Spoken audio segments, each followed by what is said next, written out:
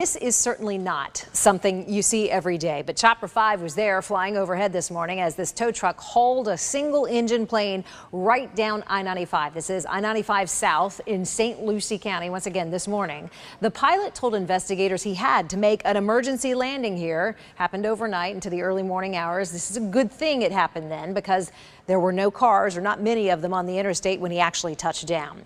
We know that the pilot is only 20 years old, or was only 20 years old. He's a student at the Aviator College in Fort Pierce, and that is where we find the now's Wanda Moore. Wanda, walk us through how all of this went down this morning.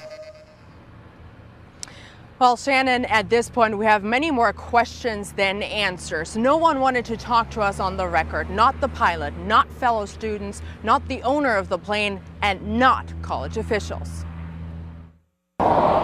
This is something most people will remember. The pilot made an emergency landing in the southbound lanes of I-95. Around 1:30 this morning, this plane, a Piper PA-28, made an emergency landing.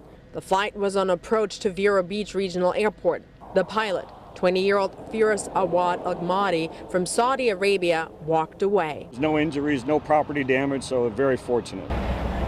It took a massive effort to then transport the plane to a rest stop just north of Orange Avenue in St. Lucie County. Crews there removed the wings so that it could more easily be returned here to Aviator College.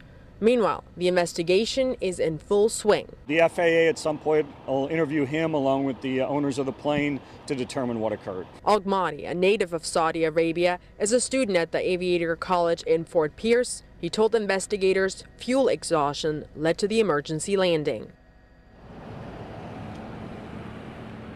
We also don't know if Agmadi had permission to use the plane at that point. Also, many were wondering, is a student allowed to fly a plane all by himself in the middle of the night? We spoke to a flight instructor. Hear what he has to say all new at 5. Reporting for the Now South Florida, I'm Wanda Moore. Wanda, thank you.